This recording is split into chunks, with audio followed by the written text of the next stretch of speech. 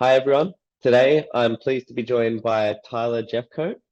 Tyler is the CEO of Seller Accountant, a remote-first accounting and bookkeeping firm located out of Athens, Georgia. Seller Accountant focuses on e-commerce sellers, specializing in Amazon, eBay, Walmart, Shopify, and many other applications, helping sellers automate their bookkeeping and accounting processes while also offering advisory services to ensure they're maximizing their online sales. Tyler, thanks for joining us. Absolutely, John. Thanks for having me. Not a problem. So look, let's dive into it. Obviously being a remote first company, I'm really keen to understand, what's your secret to building such a profitable, mostly remote and technology driven accounting firm, something quite new to the space. Yeah, so I really appreciate you having me on the show here today. So I think I love this business. So I built a healthcare company and sold it before starting this one, and I really like the fact that this accounting business is very technical, but it's actually very simple. And it's as simple as having I need two scalable funnels and I need a pile of processes and technology that allow me to deliver value. And so I need a scalable customer funnel. I need a scalable personnel funnel. And then I need to develop the proven methods for generating maximum value for those customers and those people that work with us. And I think doing that is really only possible if you have a lot of great technology, and it's a lot easier to recruit good people if you, especially right now, right? We're kind of post-pandemic world. A Mm. lot easier to recruit good people if you can open up to the entire world to find your talent to bring in. And so I think that's part of this, like, okay, yes, I can be more profitable. I can have a more competitive place in the market if I'm scalable, mostly remote, and use great technology. Yeah, no, awesome. Spoken like a true entrepreneur. And look, I know, as you mentioned as well, right? You've started up a really successful healthcare startup previous to this. And before that, I believe you had some background in banking and finance. So obviously that, entrepreneurial passion is there. Did you see that there was a gap in the market for this type of accounting firm, or is accounting something that you've always kind of had up your sleeve and that skill set? Well, my degree's in accounting, so I am an accountant by trade, Mhm. but I was drawn in some other directions. Did a master's in business, was more focused in finance, and yeah, honestly, I was just a corporate guy working at a huge bank and was frustrated and was grateful to have the opportunity to join a startup and build that healthcare firm that ended up growing to about 100 employees back, 5 or 6 years ago. And I was blessed to get to learn and make a lot of mistakes on someone else's dime. And then we ultimately sold the business, made a little bit of money. And so, to your specific question, I am a huge believer. We're going to get into this in a little bit, so I won't blow everything now. But I'm a huge believer that there are riches and niches. If I can find some way to be spectacular at a few number of things, and meet a need in the marketplace, then I can grow a great business. And I think accounting, because that's what my degree is. I'm an accountant. You can't, you're once an accountant, always an accountant. It's like, you're never not. um, I was excited to work with small business owners. I wanted to generate a ton of value. I wanted to be efficient, and I wanted to build something that I could scale and really generate value for my team. And so accounting was natural. And then within that niche, there's lots of businesses. Accounting is just one of them. I was really attracted to e-commerce in particular because of how growth oriented it is. It's easier to employ technology in a growing sector. Yeah. Yeah, awesome, awesome. And look, as you mentioned, right, it's really easy to implement technology in a growing sector. And with over 1,000 applications launching in just the last 12 months alone, it can cause a lot of information overload, sometimes some information asymmetry based on, if you don't have people that are qualified to vet out these solutions prior to, implementing them across your firm. And I know that's something that you have implemented across, Seller Accountant's business structure in having a dedicated person or dedicated team member that's tasked to speak to accounting technology providers and vet out these solutions to new and aspiring accounting practices that are looking at embracing this technology first approach. how have you found having this one, let's call it like innovation role, useful in scaling your business? Well, I think the role has to exist because of some truths about being an accountant. As an accountant, we need a great, repeatable, idiot-proof, perfect process. That's what accountants love. And the problem with that, first of all, the strength of that mindset is that once we learn how to do something as a profession, we do it really, really well, and we can do it with very few errors, and we can do a lot of it really efficiently. The challenge is that we are also very resistant to change as a population. Mm. But we're in a world where the market's evolving too quickly to be resistant to change. And so because of those two facts, the fact that accountants can sometimes kind of get stuck in a rut. I've been there. And because you can't survive being stuck in a rut, it behooves the accounting firm to put some resources intentionally towards exploring new innovation, new ways to do things, treading new earth. And so for a firm our size, I mean, there may be some larger firms out there that could afford to bring in a salaried person that this is all they do. For me, it really falls on me and my executive assistant to try to be the tip of the spear to say, you know what? Our first answer isn't going to be no to a new potential provider. Our first answer is going to be, let's see what these guys are up to and see what we can learn and see if it might have a chance to make us better. And then there's several steps and iterations that might ultimately result in, okay, our entire scaled process now includes this new tool. Yeah. Not every tool gets through, but I think having an intentional growth mindset kind of approach to it is important. Yeah, no, definitely. And look, having this dedicated technologist, which, as you mentioned, is yourself and your executive assistant, it's actually a trend that we have seen a fair bit across the newer and more successful accounting practices, namely those that we connected with at the ZeroCon New Orleans event. And it's funny enough that it's obviously in your home country. You know, a lot of these firms have the dedicated accounting technologists that will literally sit, vet out new technology before pitching it to C-suite management, and then after that, undertaking an educational practice with, you know, the accountants and bookkeepers that will then need to implement that technology with the end goal of, you know, maximizing efficiency across the practice. Um, and I know you just mentioned there that, you know, the onus falls on yourself and the executive assistant, but from that point onwards, do you guys give it, you know, the green tick of approval and then pass it down, or do you also seek the feedback and insights of, you know, pain points that your staff are experiencing, and that sets you on the path to find new technology? This is a good question. I think for us, the easiest person to sell is probably me because I'm a little bit more of the visionary in my firm. And then there is so maybe the way it works for us is the assistant does a really good job of fielding initial calls, maybe doing the first vetting, and for tools that she thinks might really fit our model, maybe sets up a call with me, and we'll have a chance to really get the demo and by the way, occasionally it may not be me. There may be somebody like in the setup department who's going to be more hands-on, and we may just empower that leader to say, hey, we need you to take 30 minutes and just check this out, tell us what you think. Mhm. And if it looks like the tool is really going to have legs, if it's going to really serve our purpose, we may try to do a beta test. So I'll give you a great example of this. In our advisory practice, we recently bid off Fathom, right? Fathom's one of these Yep. tools that does like dashboarding, and I was sold. I like it. Now we put it in 3 of our customers, and then me and my team on the CFO side went to work for probably 60 days just seeing, can we get this tool to work in a way that feels great. It ended up working out really, really well for us, and now we've rolled it out to our entire population. And so once you get it rolled out, then it's time to bring in your traditional accountant process person and say, okay, Mm. now we need an SOP, baby, because we're accountants and we love SOPs. How do we get this to be scalable where we are able to use this at every level of our organization? And then, you know what, there are other tools that get halfway down the pike and it turns out it doesn't work out, right? And so I think it's just about understanding that you're going to lose a couple of battles to find those tools that really make a huge difference. And then just being intentional. Yeah, no, awesome.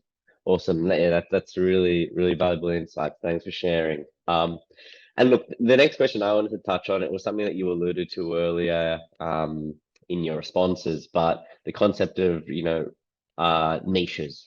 And I know that, you know, it's clear that seller accountants chosen to focus on quote unquote like the niche of e-commerce sellers, which is now probably a very wide population of small businesses. So, you're on a warpath there. Um, what are your views on why accounting practices should specialize in niches? Because there's some practices out there that just want to be sector agnostic and bring them all on. But yeah, really keen to hear from you in terms of why you chose to specialize in the niche. So here's my thesis. I believe it is possible to build a largely remote, paperless accounting firm that generates superior value for customers and superior profit for the owners, while also allowing the leadership team to be present with their families and not have a miserable life. I believe that's my thesis. This is my entrepreneurial thesis. Yeah. I believe this has to be possible, but this is only possible if I carve out a specialty that is so narrow that I can actually be great at it. I need to be great at something instead of good at a bunch of things. And because of those beliefs, there's a lot of things we can do, but in order to say yes to this, I'm gonna have to say no to a lot of other things. And anyway, I think that's kind of the backbone for me, which was I want to find a customer where I can really understand him or her, where I feel an intimate connection with their mission so that I can make a difference. And because I get that focused, there are a handful of firms that do e-commerce accounting like we do now. We probably still have one of the best CFO advisory practices in the world for an e-commerce brand. And so again, you and I are unlikely to be unique in any one thing. But if we take the intersection of, bookkeeping CFO, intersection of e-commerce, intersection of a great advisory practice, the fact that we have chosen not to do taxes, other firms specialize in tax, that's great. But that three-way intersection makes us so special that when a customer needs what we do, they really need it. And they become longer lifetime value customers. We can generate more value for them. And guess what? If we can generate more value, I hate to say this, the brain surgeon gets paid more than the generalist. And the reason is that the brain surgeon, you want that brain surgeon to be doing that same dang surgery every single day. Yeah. And he's going to get paid a lot per hour for that time. The generalist is going to get paid well too, but she's got to be good at a million different things to be able to hold the practice together. I think accounting's the same way. And I think we're living life more stressfully than we have to if we don't choose to get focused. Yeah. No, look, 100%. And obviously from the competitive edge, as you mentioned, you've kind of shaped this firm in a way that you're hitting all the pain points of e-commerce sellers. And you're able to not only give the let's call it bookkeeping and the regular accounting work, but you're then also able to give advisory services to them off that backbone. So from a competitive edge, 100%, I get that completely. If we take the other lens, we have a lot of business owner, accounting practice owners listening to this. From an operations perspective, has the decision to focus on the niche actually helped you from an operational perspective build your business? It really has. And I don't want to sound lazier than I am here, but I think you can be strategically lazy if you're focused. In other words, there's a lot of software. Xero is a great software. We happen to use QBO. If I had started with Xero, I would be only Xero, but we have one GL system. We don't mess with any others. Yeah. We basically have a process that is repeatable across a whole bunch of our customers because so many of them sell on Amazon or Shopify. And as a result of that, I'm better at solving the hard problems quicker.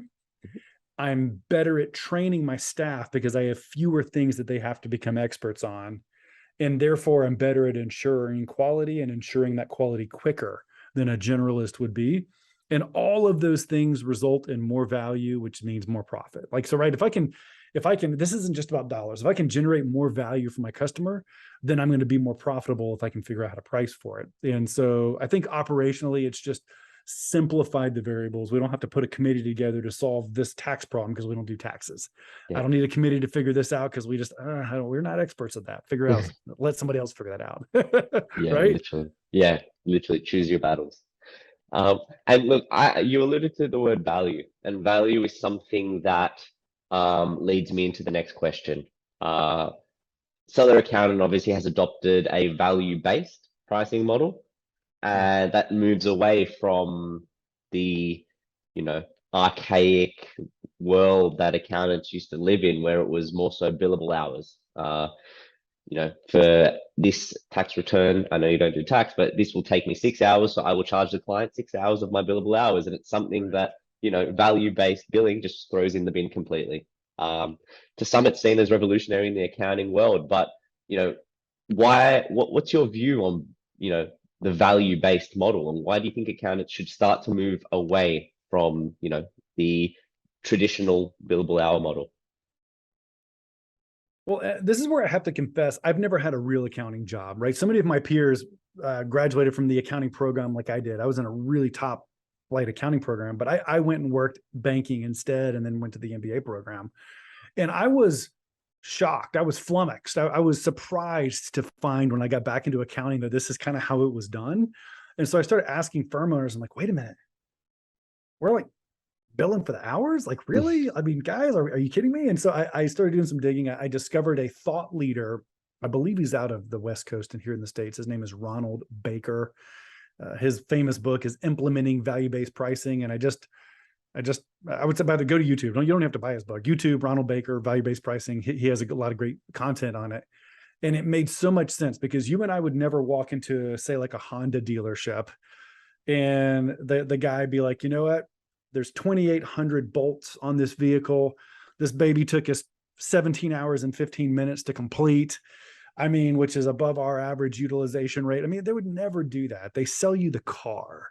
They sell you the completed automobile, and you're willing to pay for it because it's valuable to you. And so I think for us, we just intuitively thought from day one, that's probably a better way to do it. There are some operational implications that we can talk about here in a second, but basically, if you hear nothing else I say, I've proven this to be true in my practice. People will pay a premium for insurance. So why your insurance companies never go out of business, people will pay a premium for the assurance. And so if you're surprising your customers every single month with a different bill, I've done the work and now I'm praying that they will pay me because I'm sending them the bill at the end of the month, you're creating an unnecessary level of anxiety for your customers. And they would have paid you 20% more to just know what the price was already. They just want to know what they have to pay. Yeah. They want to know what it's going to cost for you to get the job done. And if you and I do this correctly, we're occasionally going to get burned. We're occasionally going to promise someone a price, and it's going to take us more resources. And we're going to have to go back and reprice that client. But that is 1 in 20. That is less than 5% of our clients require addressing, versus the other 95% that just have a recurring. We build them at the beginning of each month. We already have the cash. We are never chasing clients. We have a zero accounts receivable firm. I don't believe in accounts receivable because the healthcare company I was in, we had $200,000 outstanding in accounts receivable at any given moment. Sometimes it was brutal. And I'm bald enough as it is. I can't take any more accounts receivable. It's difficult. So I don't know. Does that answer your question? I mean, No, it does. And I think you mentioned a good point as well, right? Like, there's no accounts receivable because clients are billed in advance for the value that you are going to bring, and they're willing to pay that because they know the output that they're getting. Now, again, like, it is a very new concept, I think, to the accounting world, but it's something that does need to be adopted, right? Because from a competitive edge perspective as well, you're going to be acquiring more clients because they know the price they have to pay on an ongoing basis and the services they're going to get, opposed to, hey, accountant, I need XYZ back, and they're just, hiding in a bunker waiting for the fees to come back, and like, what am I up for here? So I mean, as an advice point, like for new and aspiring firms that are not just trying to start up, but maybe some that are trying to shift their pricing model, can you give any tips on the way that you were able to value certain processes, certain tasks that are offered across your accounting practice to your clients? Because I think it's something that a lot of people are a bit fearful of in originally underquoting or not hitting the right price point, which will inevitably result in loss of business. Yeah, I mean, one of the things that Ron Baker said at the talk I heard him in San Jose give, and it changed my life really. He said, your pricing is often a function of your self-esteem more than it is your customer's perception of value. And I think this is true. And it was true for us also, by the way. This is like, we didn't get this perfect from day one. You're like, well, geez, no one would ever pay 1,000 a month for that. I can't believe I would even consider charging that. But eventually you just have to test the market enough to know what people want. And so, but here's what I like about this, Gian.